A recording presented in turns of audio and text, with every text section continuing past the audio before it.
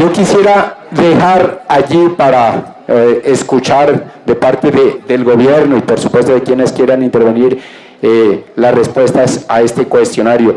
Señor presidente, nuevamente mil gracias por permitir adelantar este que es un debate que definitivamente aquí no se trata de endilgarle la culpa a nadie. Yo creo que el Estado en general es el responsable, no de ahora, desde hace muchos años. Aquí siempre escucha uno lo mismo. Yo recuerdo que cuando se posesionaba uno de los presidentes del Senado, decía que su prioridad sería solucionar el problema carcelario en Colombia. Pues yo creo que antes de haberlo solucionado se ha agravado. Muchas gracias, presidente. Escuchando este debate, senador Enrique Rosero, ¿se acuerda uno de la película de Rocky? Rocky 2, Rocky 3, Rocky 4, Rocky 5, Rocky Balboa. Es decir, la misma película pero repetida varias veces, y consulta uno hace 30 años los titulares de prensa, son titulares de prensa que se podrían publicar en el día de hoy. Ojalá, como conclusión de este debate, podamos por primera vez marcar un antes y un después, que ha sido la gran dificultad de tema carcelario en Colombia ya sobrediagnosticado. Tiene la palabra el senador Armando Benedetti, citante también de este debate.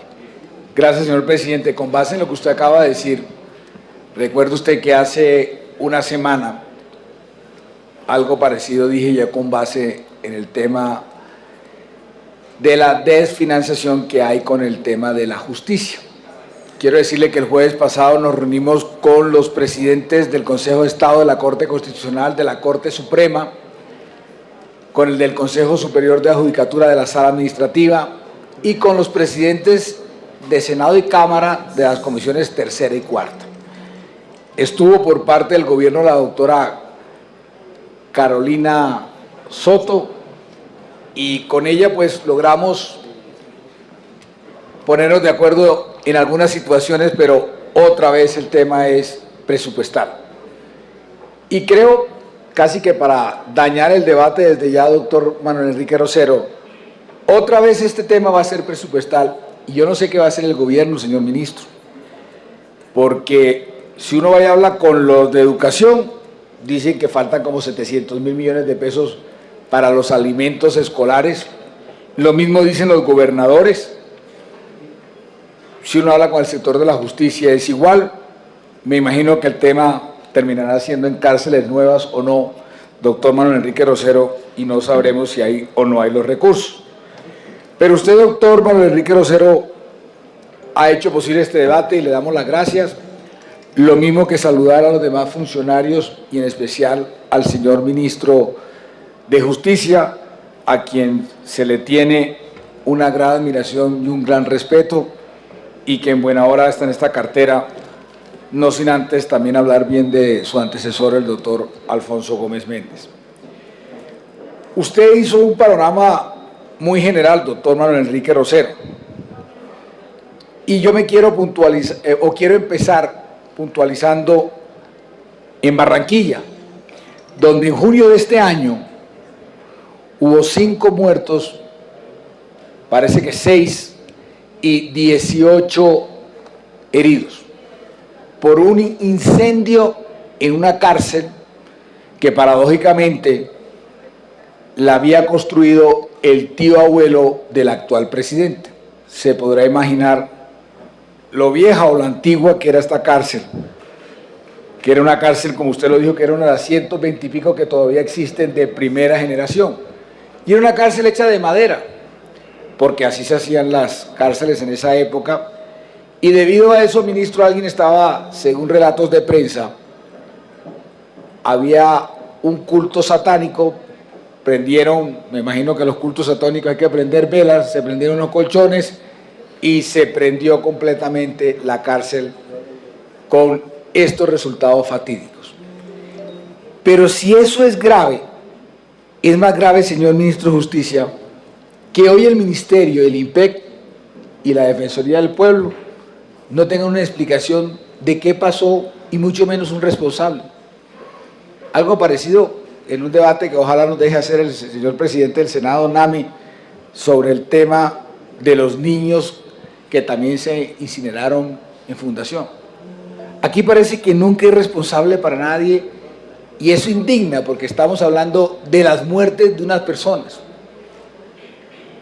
Y esa frase que todo el mundo repite, que la vida aquí no tiene valor, ya no tiene ni valor ni cuando son niños, ni cuando son ya de la última escala de la sociedad que puede ser un presidiario o un sindicado.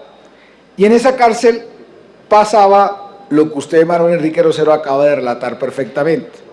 Una cárcel para 640 reclusos y había, o hay, 1.769 con un hacinamiento del 176%, de los cuales mitad y mitad, 898 sindicados y 871 territoriales. Pero lo que indigna, señor ministro, y este es el primer pedimento del debate, es que usted nos diga qué pasó, por lo menos de forma oficial, y quién es el responsable de lo que sucedió ese día. ¿Será posible que con su llegada, señor ministro, el país, el Congreso, empiece a tener respuestas claras y serias sobre algunos hechos que a veces lo dejan a uno perplejo, como ese que le estoy comentando? En algunas respuestas que se le pidió al ministerio, que estaba el ministro anterior, habló del tema del populismo político. Y es verdad, yo lo he criticado en privado y en público, que aquí si alguien se estrella o sabe de una violación, lo primero que viene es a subir las penas de ese hecho que la prensa le dio importante. Si fuera verdad que uno pudiera subir las penas y la gente se abstuviera de hacer el delito, sería más fácil poner que todos los delitos fueran 50, 60 años y se acabaría el problema de los supuestos años que uno le ponga a un delito para que alguien no lo haga. Pero dentro de eso también, entonces aquí va un segundo pedimento, señor ministro, para que nos conteste claramente, con base en esa respuesta que dio el Ministerio de Justicia, es que tendríamos que volver a legislar otra vez sobre las pequeñas causas. Por la cara que usted me hace, me parece que vamos a tener que volver a llegar, doctor Enríquez Maya, a esa situación otra vez. Y dentro de eso, para que tenga una idea también, ministro, a ver si se puede. Yo hace como un año fui a las instalaciones del IMPEC con el doctor Andrade porque habían unos avances tecnológicos, como desde aquí de la 26 se podía cuidar los presos de alta seguridad de todo el país. Y en esa ocasión, el señor general Ricaurte, creo que se llamaba, dio unas cifras que por lo menos el 70% de las personas que estaban en las cárceles eran casi todos marihuaneros de barrio o jíbaros de barrio. Como quien dice, ese tipo de delitos solamente se le aplica al estrato 1 y 2, porque ese tipo de delitos como perseguir a esos consumidores creo que nunca llega al country club o a ninguna parte en la esfera social del estrato 6. Pero a lo que quiero llegar, a lo que voy, señor ministro, es que este sistema judicial y también el de la fuerza pública siempre va al eslabón más débil de la cadena. Si usted encuentra los presos por temas de narcotráfico, siempre son los cultivadores de coca, que no se ganan más de 1.600.000, 1.800.000 pesos en 40 días que están cultivando la coca. Y los otros presos son los marihuaneros que cogieron en un parque. Pero el de la cocina, por ejemplo, que es el que se enriquece, el del laboratorio, nunca está en ninguna cárcel. Si uno llega a preguntar cuántas personas han sido capturadas por tener un laboratorio en la selva, en la ciudad o en una cocina, usted no encuentra. Y si compara el número de cultivadores y marihuaneros, que son el eslabón más débil de toda la cadena, el más pobre, el que menos se enriquece con eso, comparado con traficantes de la droga, nunca los hay. Entonces, sería bueno dentro de esos pedimentos, sería el tercero, hay que de pronto quitar la penalización a algunos tipos de delitos porque siempre estamos atacando al eslabón más débil y no al problema. Lo mismo pasa también, señor ministro, con el contrabando. Aquí llegan barcos llenos de contrabando, pero usted nunca ha visto en la prensa que exista un barco que hayan cogido por contrabando. Termina siempre cogiéndose al señor de San Andresito. Yo nunca he visto una bodega, un container, un contrabandista, el dueño del barco que esté preso. Siempre termina siendo otra vez el eslabón más débil. Todo eso se lo decía porque tiene que ver que todo desemboca en ese tipo de hacinamiento y entonces uno encuentra que las soluciones que ustedes quieren tomar, o por lo menos las que respondió el ministerio, además de decirnos que la culpa era del Congreso por el populismo legislativo y en algo de razón puede tener, es que uno encuentra, como lo decía Manuel Enrique Rosero, pero sin las cifras, y yo las doy, de hacer cárceles, por ejemplo, en la costa Caribe, una en Riohacha y otra fundación, que sumadas las dos no le dan más de 4.500 reclusos. Eso para la región otra vez sigue siendo insuficiente. Y como lo decía el señor presidente, el cuento de Rocky 1, Rocky 2, aquí volvemos al mismo tema otra vez, que todo va a acabar en el tema presupuestal para el tema del hacinamiento, pero por eso le voy diciendo algunos de esos pedimentos, porque ya está claro que tenemos en hacinamiento el 53%, y este gobierno o el ministro anterior terminó diciendo que entre enero y hasta ahora se ha bajado el hacinamiento 6%, pero fueron otra vez por los beneficios carcelarios. Porque la solución no puede ser como se planteó en algún momento, que entonces habría que abrir las cárceles, que habría que mandarlos a dormir a la casa, o como ese código penitenciario que usted ayudó a hacer también, doctor Manuel Enrique Rosero. Y dentro de ese tema que va a las cárceles, va al otro tema que lleva al represamiento judicial, que por eso quedan más indicados en las cárceles, que ya lo se ha estudiado bastante, que es el tema de la oralidad. Y resulta que la oralidad, como los jueces tienen que estar en audiencias, ya no pueden tener la eficiencia que tenían antes, a pesar de que con toda la sobrecarga de trabajo que tenían, eso ha hecho que a partir de la implementación del sistema oral, pues exista mayor represamiento. Y fíjese usted, señor ministro, que entre las cosas, o por lo menos lo que uno vio en ese 2002, 2003, Manuel Enrique Rosero, que se aprobó el sistema oral, entre las cosas que le vendían a uno, buen ministro, era que en las cárceles iban a haber las salas de audiencias. Y resulta que ahora el show mediático es cuánto cuesta llevar un preso a Palo Quemado o donde le toque ir a rendir. Y usted, doctor Enrique Mejía, que fue ponente también de la implementación del sistema oral.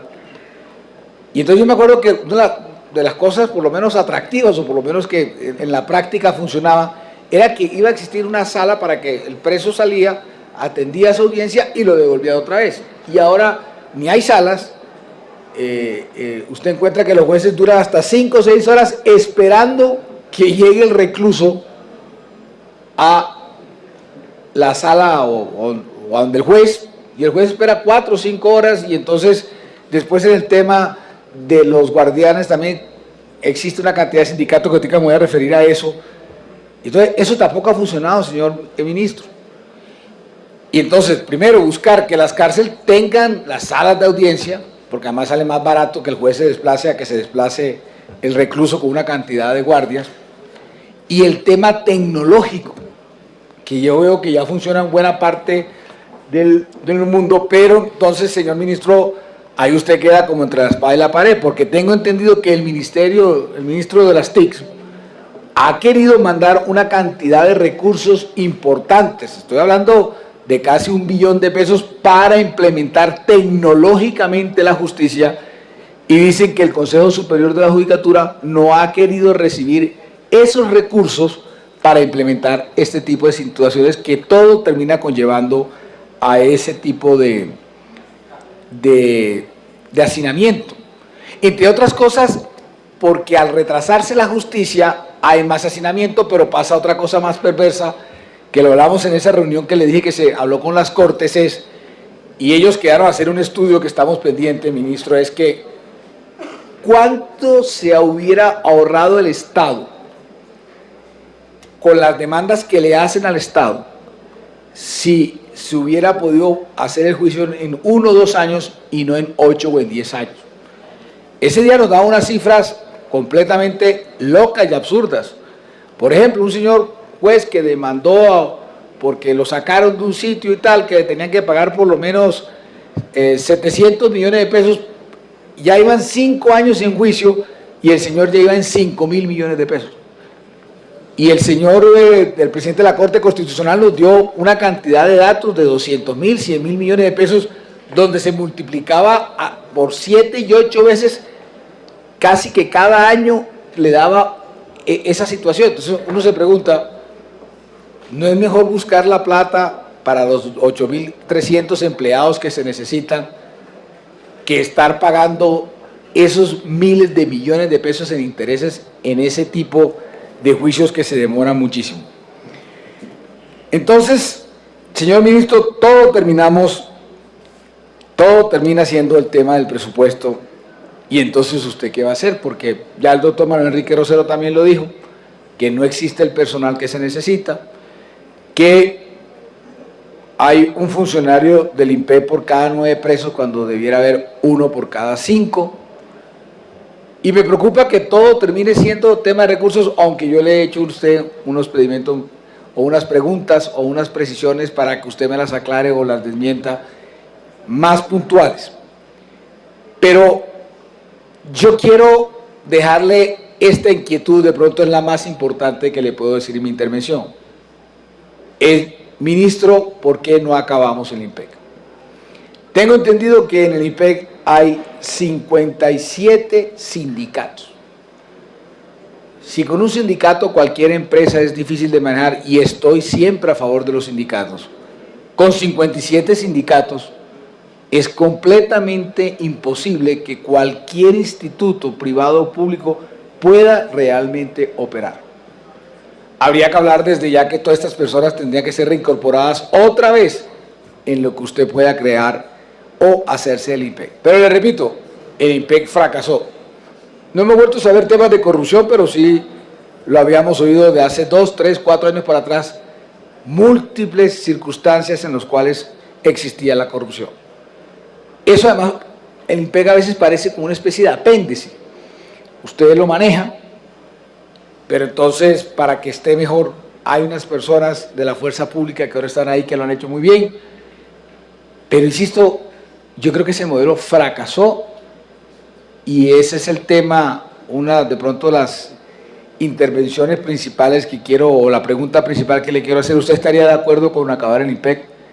¿Qué se le ocurre? Porque usted es el que mejor sabe de experiencias internacionales, de qué se puede hacer o qué entidad o cómo se debería manejar las cárceles. Porque nosotros, doctor Manuel Enrique Rosero, aprobamos una ley, la 1709 del 2014, el año pasado, que se firmó en enero de este año, y en esa quedaba claro que se podían hacer las cárceles por lo que antes no se podían hacer, porque el alcalde no daba el permiso, porque los vecinos no querían, porque los consejos no daban el uso del suelo para ese tipo de construcciones. Entonces no había dónde hacer cárcel. Entonces ahora se pueden hacer cárcel donde quiera el ministro de Justicia, sin el permiso del consejo, del alcalde, y sin necesidad de licencia de construcción. Pero me imagino que vamos a llegar otra vez al mismo problema otra vez. No hay recursos, no hay plata para hacer las cárceles. Entonces, en ese sentido ha sido mi intervención. Muchas gracias, presidente, por el uso de la palabra. Tiene la palabra el senador Eduardo Enríquez Maya, citante también de este debate.